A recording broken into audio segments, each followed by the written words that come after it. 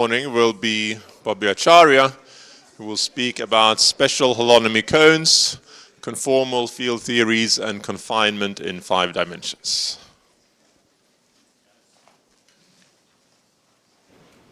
Am I audible? Yeah. Okay. So let me begin by thanking all of our local colleagues for putting together this lovely workshop. It's really a pleasure to be at IMPA for the first time. It's really a lovely place. So, yeah, I'm going to be talking about I think this is the first physics talk that we've had at the meeting. I'll entertain you with a bit of physics, but the kind of background objects will be cones and cones with special holonomy and asymptotically conical special holonomy spaces. So the kind of outline, since we've got quite a mixed audience as well, I'll spend a few minutes just giving the kind of framework within which all of this work is set, and that's so-called string theory and M theory and the relation to special holonomy spaces and manifolds. Something called Yang-Mills theory is going to play an important role, but when I say Yang-Mills theory, I mean Yang-Mills theory as a physical theory, and Yang-Mills theory in 4 dimensions, which is closely related to how we understand aspects of real matter, I mean actual matter, like the matter we are made of, is going to be important, and a sort of closely related cousin of ordinary Yang-Mills theory in 4 dimensions, which is a it's called supersymmetric Yang-Mills theory. That's what this little S is for. Is related to M theory on certain asymptotically conical G2 manifolds. And one of the Clay millennium problems is to prove that this Yang-Mills theory exists and has a mass gap. And I'll give you an elementary proof of that from a physics point of view, using properties of asymptotically conical G2 manifolds. But the kind of new results that I'll talk about, that's based on this paper I'm writing at the moment, are about theories in 5 dimensions, which have properties that they're not just invariant under Poincare transformations, but they're invariant under conformal transformations, in fact. And they're related to asymptotically conical Calabi-Yau threefolds. And it turns out that in the sort of simplest, non-trivial examples that I was able to study, you can look at the parameter space, and that actually makes a new physical prediction, which is that there's a property called confinement in 5-dimensional systems, physical systems. So that's actually something quite surprising and new, and has never been talked about before. Okay, so that's the outline and the basic result. So string theory is a sort of framework for addressing physics broadly, and in particular includes, when I say physics, I mean physics including gravity. It's apparently the only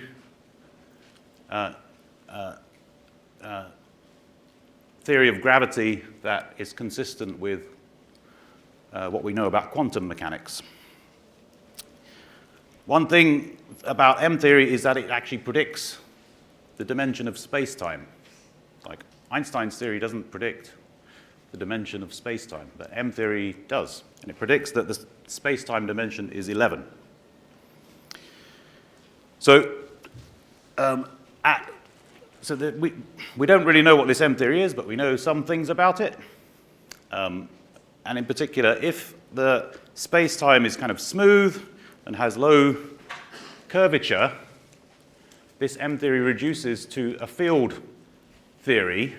So if you think about Einstein's equation, just think of that as an example of a field theory where the field is a metric tensor. So in this, this low-energy approximation to M-theory has three fields. One is a metric, G. The second is a three-form, C. And the third is a spinor field with values in the tangent bundle, or sometimes it's called a gravitino field. But if you set C and psi to 0, the field equations are simply that the Ricci tensor vanishes. So Ricci flat manifolds play an important role in M-theory. Now, since our universe is not obviously 11-dimensional, but it's apparently 4-dimensional, we're interested in spacetimes in M-theory which are of the form X7 times 4 manifold, where we should think of this X7 as being small and compact. So if X7 is small enough, it will be very difficult for a 4-dimensional observer to excite any of its modes.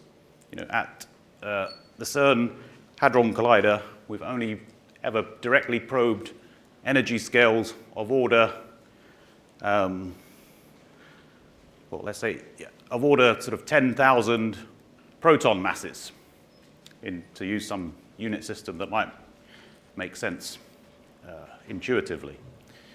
That's the scale at which we can set a limit on the size of the extra dimensions. So if they're small enough, we wouldn't have seen them yet. Anyway, so one is actually then interested in Ricci flat 7 manifolds.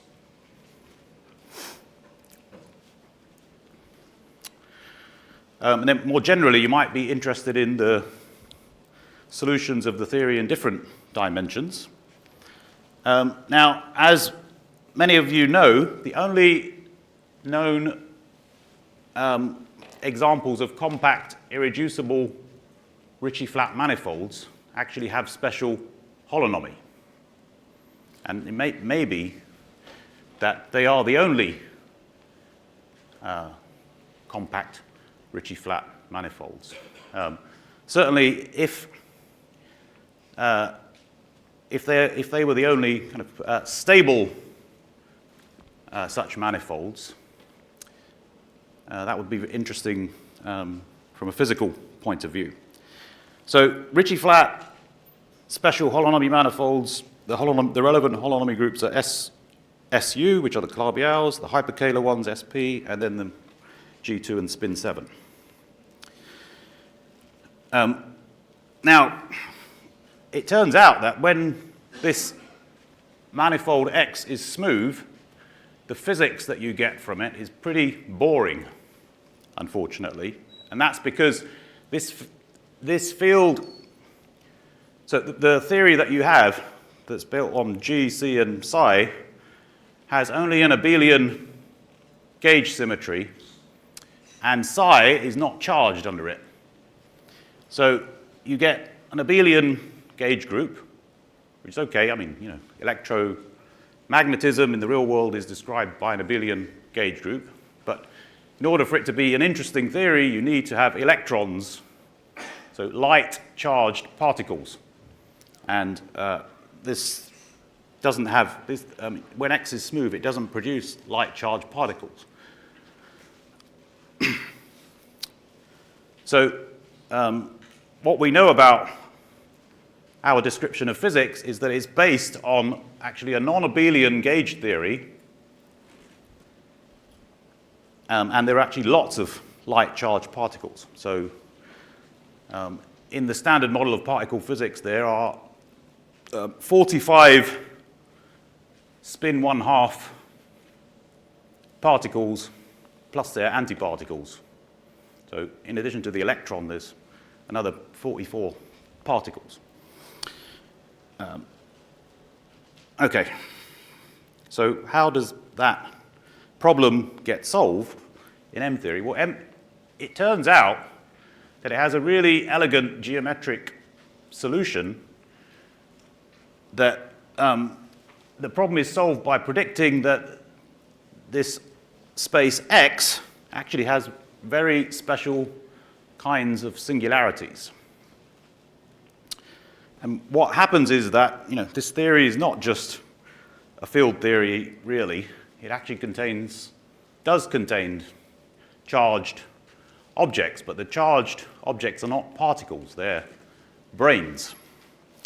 And physically what happens is that some of these branes, if you have one of these special kinds of singularities, and we'll see some examples later, these branes become branes which wrap vanishing cycles at these singularities, become light and have a description in terms of an effective field theory that looks something like the standard model.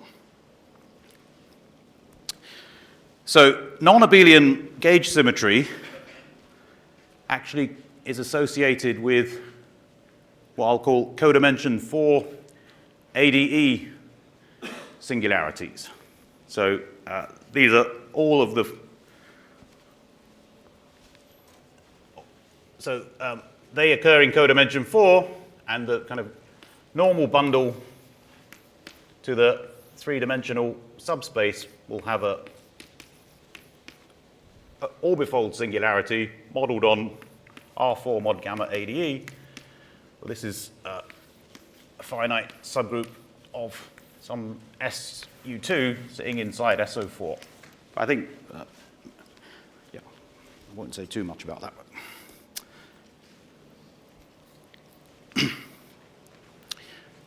So the special kinds, so for example, R4 mod gamma ADE is a simple example of an orbifold.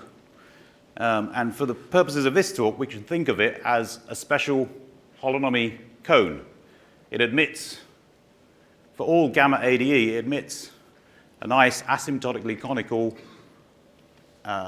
Ricci-flat metric, which were constructed, or the existence of which were proven by Kronheimer in the 80s, I guess. And those metrics have SU2 holonomy, where you can think of it as this SU2 here. So more generally, we're actually interested in the singularities that we're interested in are all going to be of this type in this talk.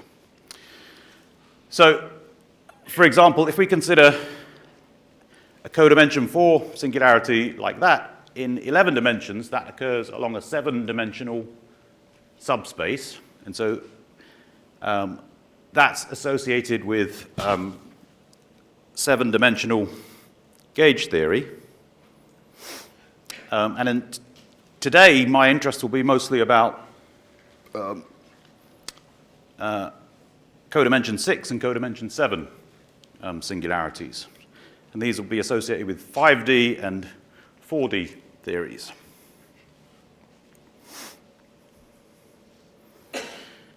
So, are there any questions about that before I go on, like general questions? General question is that, so the basic assumption seems to be that one is looking at an 11-dimensional manifold that's actually a Riemannian product of just Minkowski space.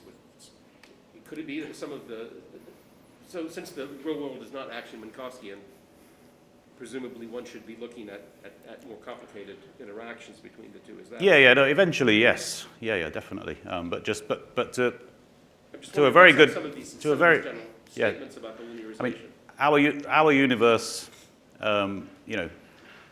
is almost Ricci flat, but it's not quite Ricci flat. It seems to be modelled on de Sitter space, but the cosmological constant of the de Sitter space is tiny. I mean, it's 10 to the minus 120 in natural units. But also, since there's matter in the real world, we think that we see an interaction between the metric. It's not just... Yeah, I mean, obviously the universe is evolving, and you should really think of maybe a slowly evolving warped product or something. Yeah. Okay, so when I was talking about cones, I meant sort of metric cones. Oh, this is not evolving. It's just, there's a slight delay, sorry. So a metric cone is a metric of the form dr squared plus r squared times a metric on a compact subspace sigma. And a special holonomy cone, for the purposes of this talk, will have holonomies SU, SP, G2, or spin 7. And then more generally, one's interested in smooth metrics which asymptote to such cones. So just some examples. I've mentioned the Kronheimer ALE metrics. In dimension 6,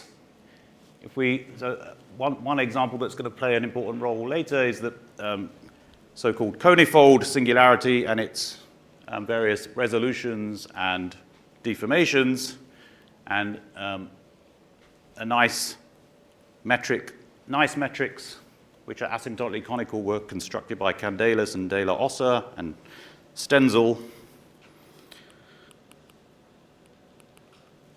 on these spaces. In dimension 7, the Bryant-Salomon metrics that we've heard a lot about during this week are also asymptotically conical, and Lorenzo and Mark constructed conical metrics on cones over S6 and S3 times S3. And newer examples come from this more general theory of Foscolo, Haskins, and Nordstrom in certain limits. Now, most of the literature on these cones is about simply connected asymptotically conical manifolds. But from a physics point of view, it's actually pretty interesting to consider finite quotients, or more general examples that have orbifold singularities. I'll try and convince you of that. So one's interested in somehow asymptotically conical special holonomy orbifolds. And that's because, for example, non-abelian gauge fields arise from codimension 4 orbifold singularities in general. Single dimension, you mean on the 11-dimensional manifold or on the internal? Both.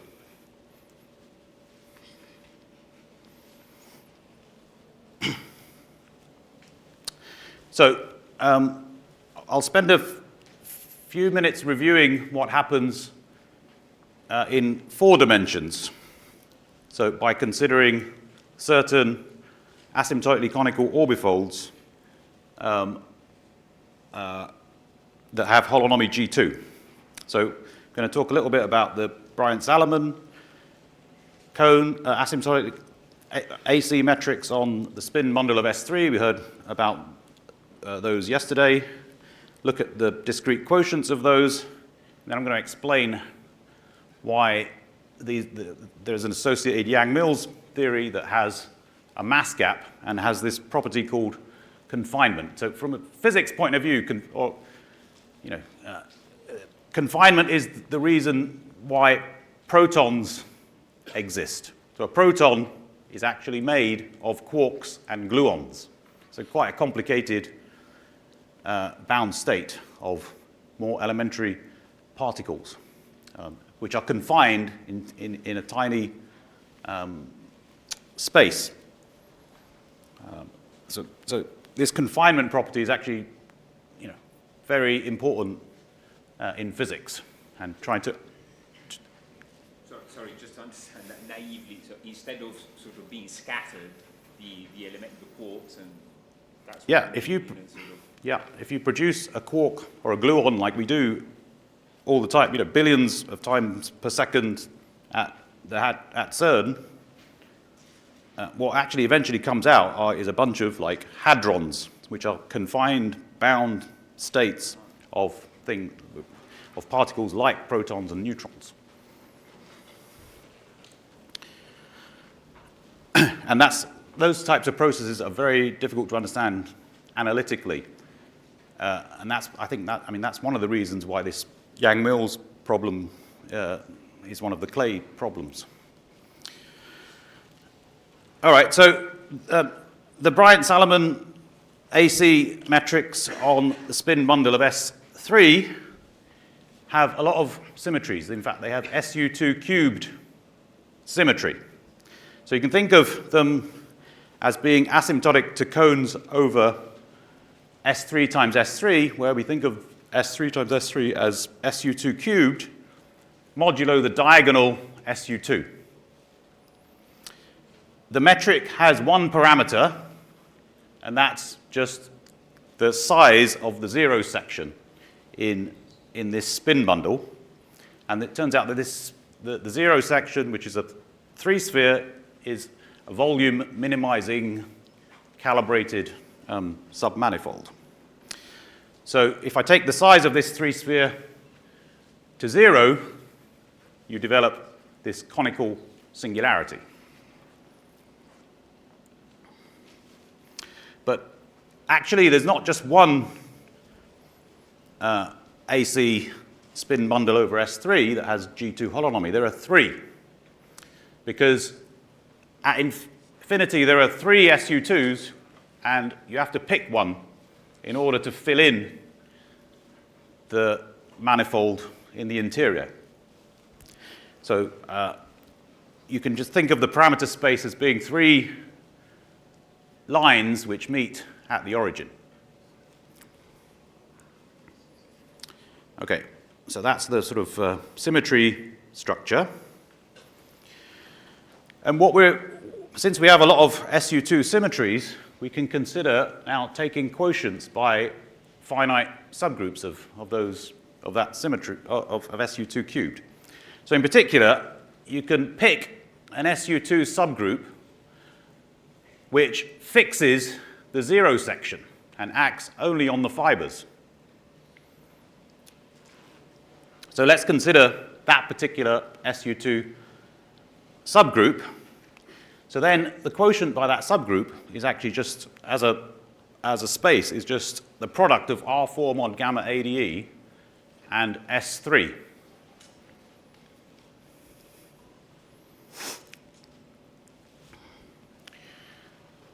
So, as I mentioned, this ADE singularity in M-theory produces a 7-dimensional Yang-Mills field with ADE gauge group. So you're supposed to think that in addition to this now G and C and psi that are fields in the bulk, whenever an ADE singularity appears, you add a gauge field with gauge group ADE. So in flat space-time, that would be, along this copy of 7-dimensional Minkowski space. In the example we're considering, the singular set is S3 times 4-dimensional Minkowski space. And so we should consider Yang-Mills fields on S3 times 4-dimensional Minkowski space. And so if we then think, as I was mentioning, of the S3 as being small, or in terms of, in terms of energies less than the scale set by the sphere, effectively, the theory appears as four-dimensional Yang-Mills theory. Now, it's not just, well, okay, let me say a few things about four-dimensional Yang-Mills theory, as I've mentioned some of these things. Four-dimensional Yang-Mills theory is strongly interacting at low energies. That's why if you try and produce a quark at CERN, you will never observe it. You produce these bound states. Eventually, the observable states are bound states of quarks and gluons. So it has this property of confinement, and it also has this property of a mass gap. There are no massless particles in Yang-Mills theory. The lightest states are these hadrons, which all have a characteristic mass scale. Now, in our case, we don't just have ordinary Yang-Mills theory. We've got, because our underlying space-time has holonomy G2, the G2 holonomy condition means that the space-time has a parallel spinor field, and that means that the theory is actually what's called supersymmetric. From the point of view of, I don't really want to explain what supersymmetric means, but you can just think of so ordinary QCD, ordinary Yang-Mills theory and QCD is really, you have Yang-Mills theory plus quarks, which are in the fundamental representation of the gauge group. This theory also has quarks, but the quarks are in the adjoint representation. And in particular, this theory is believed to have very similar properties to real-world Yang-Mills theory, in particular confinement and a mass gap.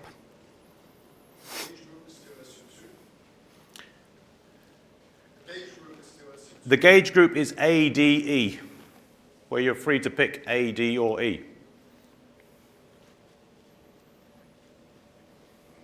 And so all of these statements are true for A, D, and E, apart from E8.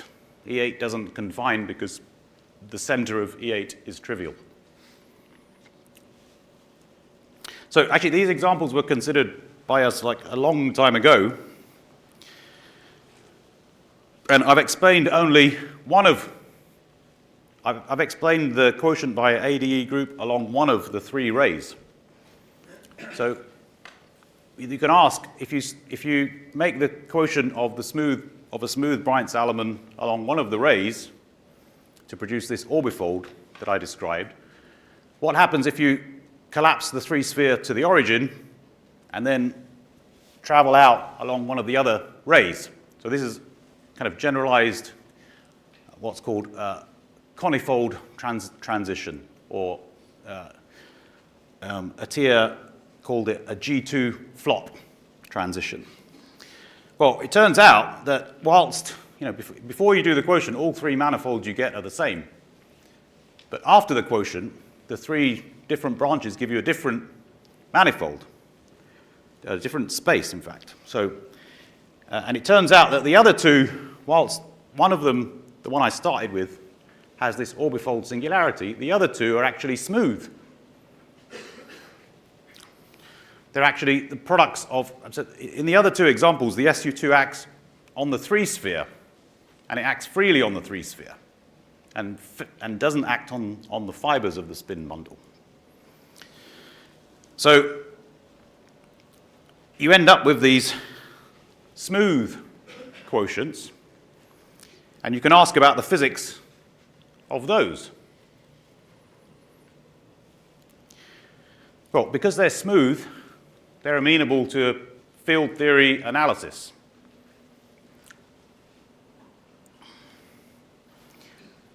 Well, the proof that there's a mass gap is simply the statement that the metric that you get, this Bryant-Salomon metric, has no L2 normalizable zero modes of any kind, harmonic forms or anything.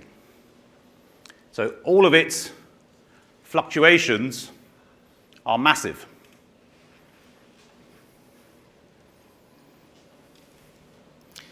And confinement,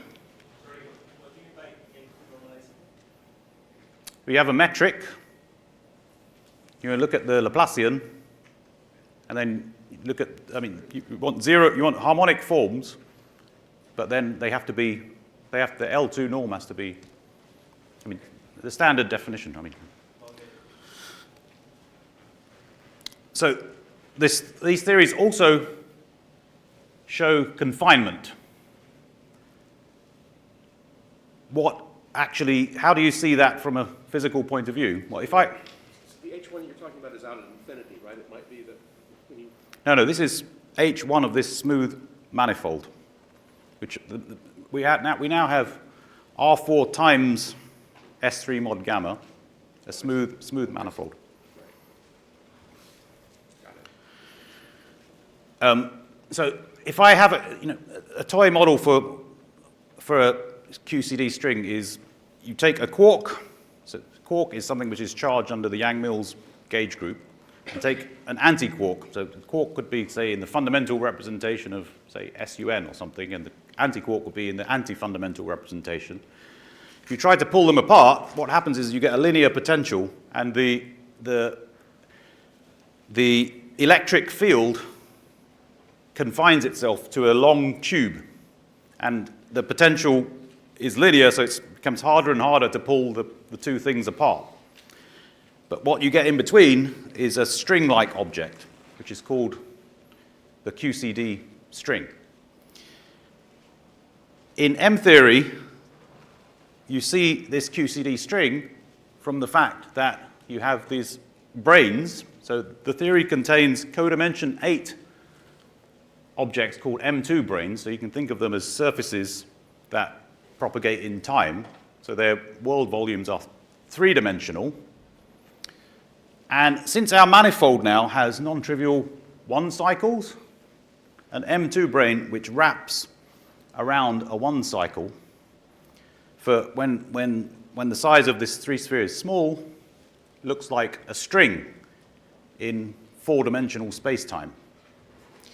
And the charges of these strings are classified by the first homology group of the space. And for the ADE groups, the first homology group is the abelianization of the fundamental group. And this is actually isomorphic to the center of GADE. GADE is our gauge group. And the gauge group is the compact, simply connected ADE group. So you can check this statement.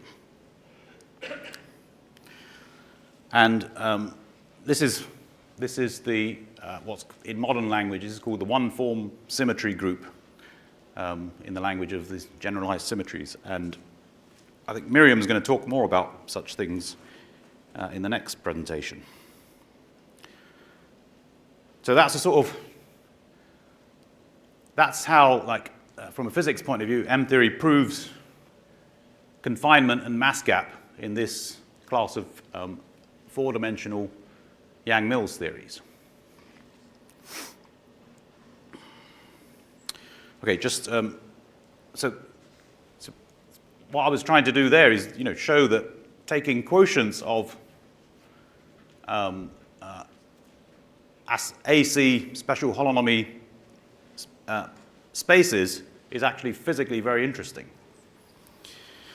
And in some other works in recent years, we've looked at different kinds of quotients that give rise to other types of 4-dimensional theories that are of interest, but I don't have time to mention.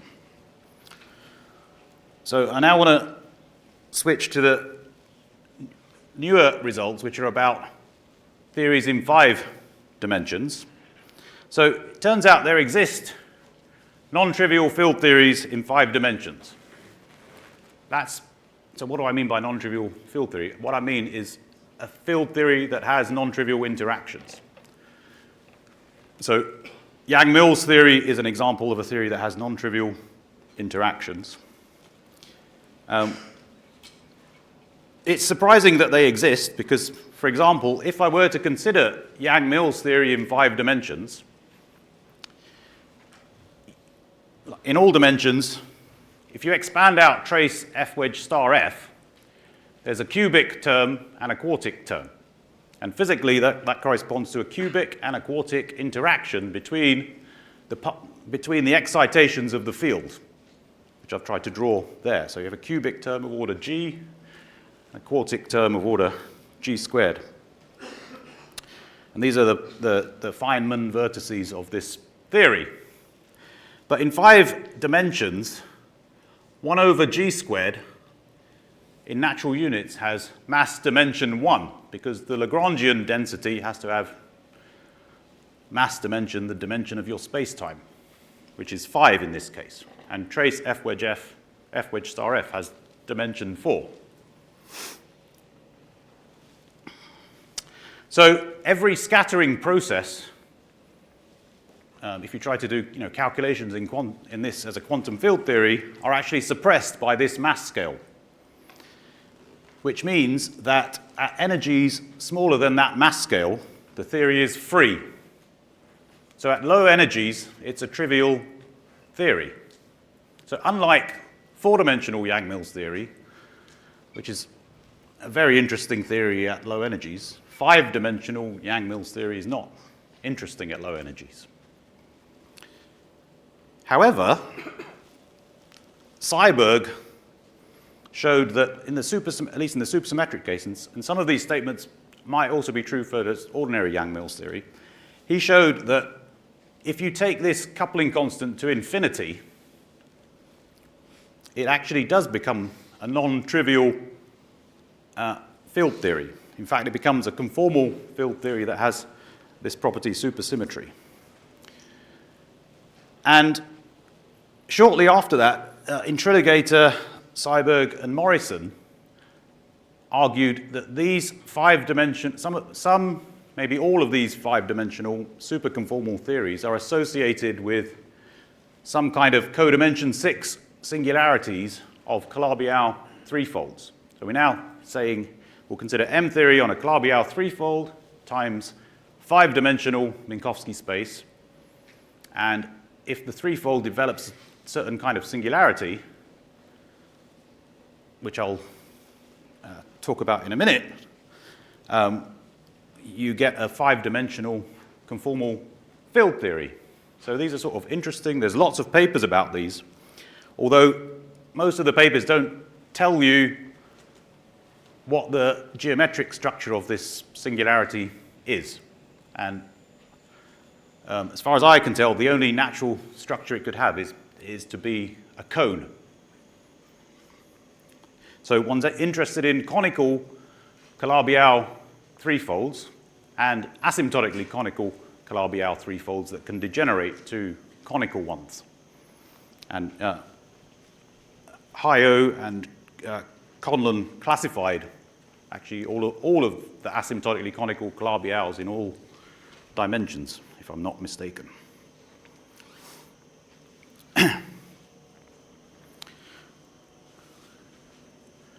Oh yeah, I've said that on this slide here. We'll maybe we can have some interesting discussion about that.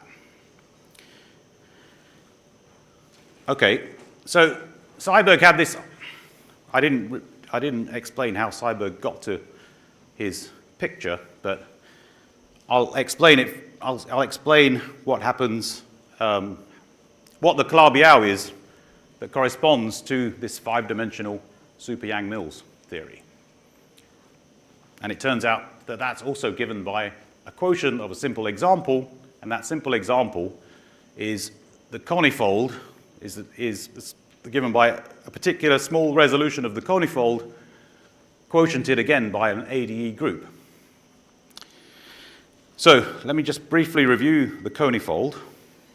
That's defined algebraically by this quadratic equation in C4. As a cone, you can think of it, the cross-section as S2 times S3, but S2 times S3 viewed as a homogeneous space, SU2 squared modulo a U1, where you can think of it as degree 1 U1s in both SU2s. And this, the conical Calabi-Yau metric is just based on the homogeneous metric that you get from this space. and it actually has an SO4 symmetry that will be important. There are two small resolutions which you can describe by rewriting the quadric as the zeros of the determinant of the 2 by 2 matrix. And then you can sort of blow up the origin by considering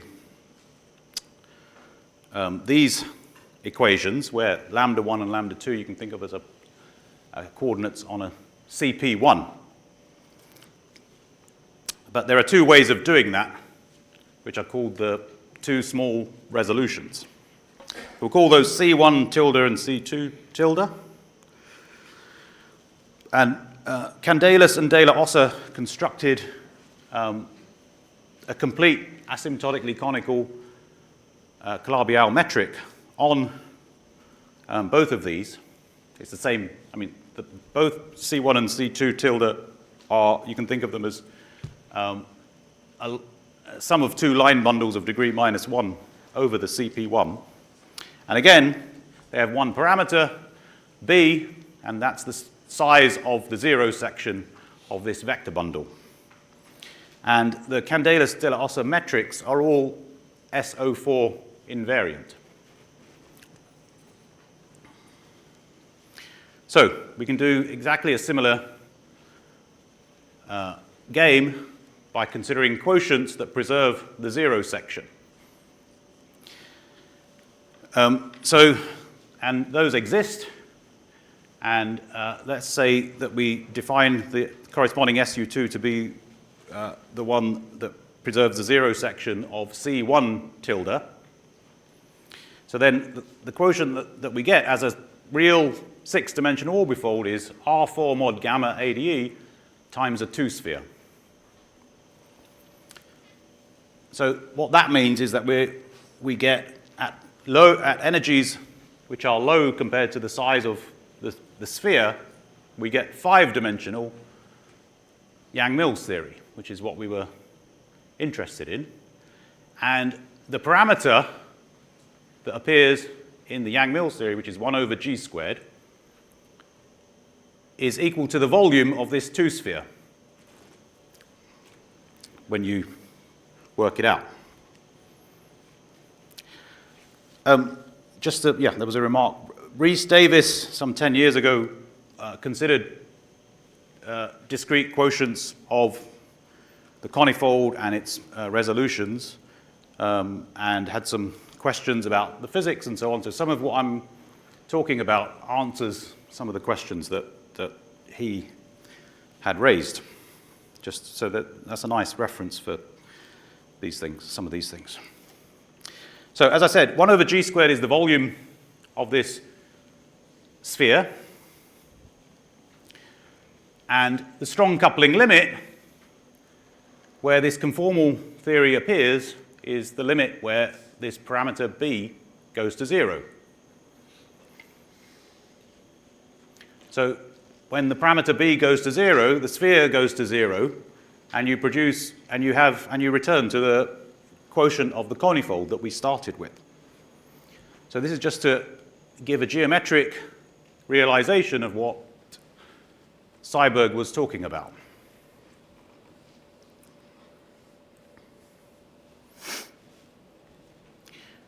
So we can also consider the other resolution. Well, in the other resolution, the ADE group does not preserve the zero section, but it acts on the CP1.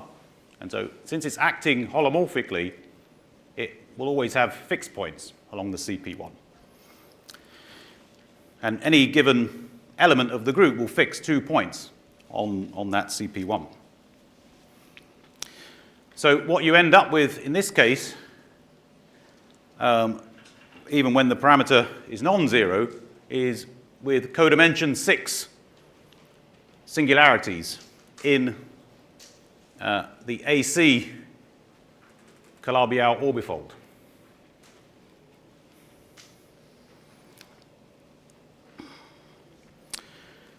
Now, locally, those codimension 6 singularities. So in the simplest case, we will consider the cyclic quotients are modeled on C3 mod some cyclic group action.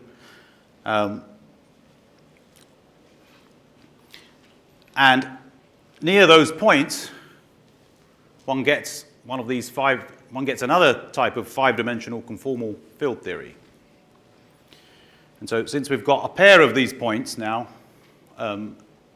which are the two fixed points on the sphere, M-theory on this type of space produces a pair of conformal field theories which have some kind of interactions which are governed by the size of this sphere. Those are kind of mysterious theories to try and understand, but this gives a kind of, at least a definition of them. Okay, finally I'll come to the main new result, which is what happens when you just, instead of considering the resolutions of this conifold, or this quotient of the conifold, just why don't we consider the deformations? Well, the conifold has a one complex parameter family of deformations.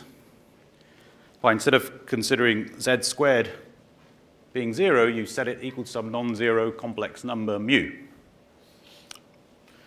Well, from this equation, you can then see that the space that you get, which I call C3, is the cotangent bundle of the 3-sphere. And this space also admits asymptotically conical complete Calabi-Yau metrics with SO4 symmetry that were constructed by Stenzel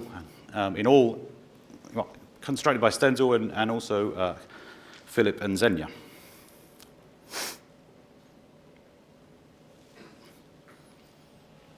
Now, in this case, if we consider the deformation of this quotient of the conifold,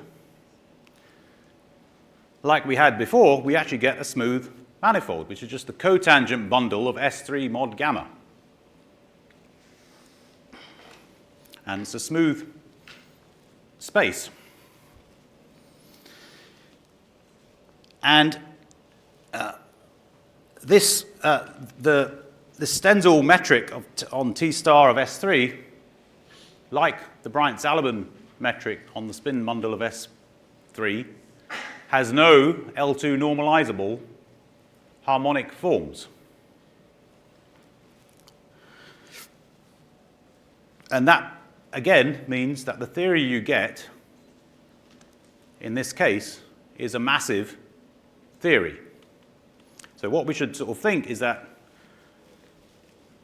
we start with a quotient of the conifold, which is this interacting conformal field theory, and then you have this parameter mu in that theory.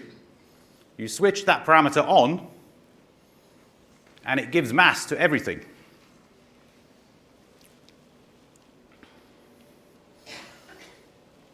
But like the four-dimensional case, this massive deformation has non-trivial 1 cycles, and so again one gets the low energy spectrum includes strings which are charged under a one-form, what's called a one-form symmetry, but for all intents and purposes, just think of it as the first homology group of the space. So we've found a prediction from considering M-theory on AC Calabi-Yau threefolds, in fact, some of the simplest AC Calabi-Yau threefolds you could think of, that it predicts that particles can confine in 5 dimensions. And I found this rather surprising for the reasons I was mentioning, that physical perturbative theories in 5 dimensions are usually trivial at low energies, whereas this theory has interesting behavior at low energies. And this has never been discussed in the physics literature in the as far as I know.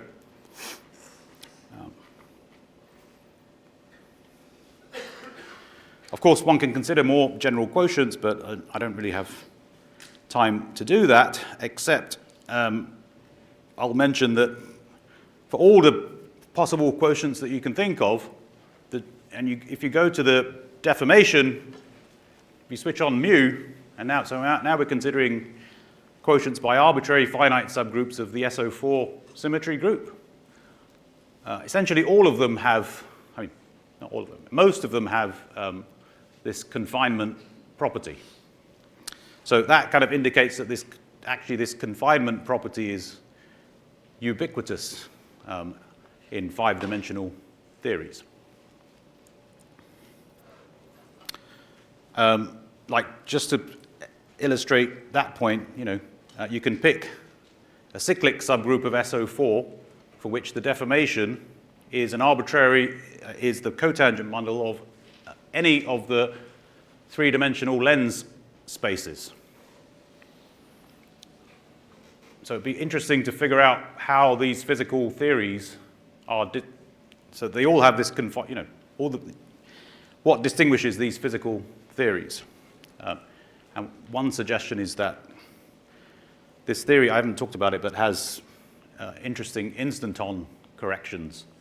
And that might be related to the way that one distinguishes lens spaces using torsion invariants and so on. But anyway, this is my main physical conclusion, that by studying M-theory and conical Calabi-Yau threefolds, one gets a prediction that there exist confining massive field theories in 5 dimensions. I'll end with just speculating on possible applications of this result to real-world physics. It could be that these confined particles in 5 dimensions form, like the lightest such particle will be stable. And it could be that since it's going to be stable, it could well be a component of the dark matter that seems to exist in our universe. And this might be a novel type of dark matter candidate because they would be extremely heavy. The kind of scales that one is imagining here would be of order 10 to the 17 proton masses or something like that. And, just like confined particles in 4 dimensions, they have strong and complicated interaction structures. These particles would have distinctive self-interactions. But that's just some speculation. So, thanks for your attention.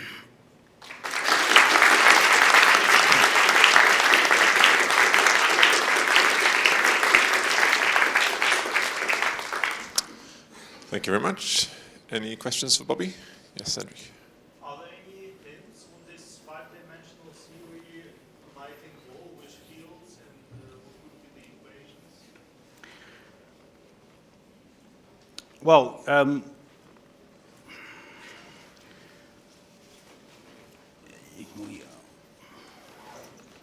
I mean, part of the story would be, looking at the massive fluctuations of the Calabi-Yau metric on this of this AC Calabi-Yau metric. Another part of it would be looking at the fluctuations of these strings. So the first question is kind of tractable, at least for these examples, but the second one is probably a bit more challenging. It's a very good question. So does this 5-dimensional point of view on Yang-Mills provide some kind of nice, simple explanation of asymptotic freedom in 4 dimensions? Or so there's some, that's less mysterious than confinement, right? Well, so, yeah, so asymptotic freedom, you mean, yeah, so that's a property of four-dimensional Yang-Mills theory. So you can see that in this Bryant-Salomon background, because you can take the limit where the sphere is very large, and that's the weakly coupled limit, and then you have a kind of field theory analysis which is valid. Yeah, so you can sort of see that. This five-dimensional theory that we're getting here, I mean, it's related to somehow to Yang-Mills theory in 5 dimensions, we started with Yang-Mills theory in 5 dimensions. We took the coupling constant to infinity, which means producing this codimension 6 singularity, which is modeled on quotient of the conifold, and that produces this interacting 5D theory. Then we took another parameter, which was the deformation parameter, and switched that on, and we got this massive theory. So I don't know how this massive confining theory, I don't know how it's really related to the original theory in any way that's easy to describe, because you have to go through this transition point to get to it. Yeah, so in this 5D case, you have these parameters, you can set the mass gap to any value you want, essentially. Is there something similar in 4D, where you can control the mass gap? Oh yeah, I mean, that's, even in ordinary Yang-Mills theory, you know how to do that. That's just, the mass gap is set by the value of the coupling constant at high energies. As Claude was mentioning, the theory at high energies is free, but I mean, that means it has its kind of UV value is fixed, and that determines the mass scale of the theory. The two things are equivalent to each other. And in this case, it's via the Bryant-Salomon metric that you get the value. It doesn't play a role in this. Well, I mean, you can compute you can approximately compute the mass gap in the theory in terms of the Bryant-Salomon parameter.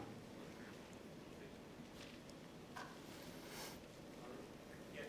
For the conical case, does the 5D superconfirm theory have any 2D information? Can you express it as two-dimensional related to the string?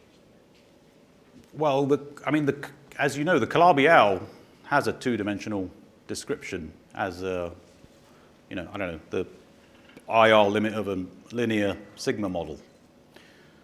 But to see the CFT degrees of freedom, you need the branes as well. So, and also the 2D description we related to the type 2A limit, which means 5D theory you have to put that on a circle, and then that might be a very different system somehow. So, yeah, but yeah, I know what you mean. I mean, one way you might try and really prove that Yang-Mills theory has a mass gap is to try and do exactly what you're suggesting, but define the two-dimensional conformal field theory, and then use that to try and. So if you can prove that the conformal field theory exists mathematically in the mathematical sense of the word, then go through all of these steps and try and prove that there's this mass gap. I mean, it's related to what you were talking about yesterday. The mass gap is just the lowest eigenmode of your L0 operator. Okay, let's thank Bobby again and then break for coffee.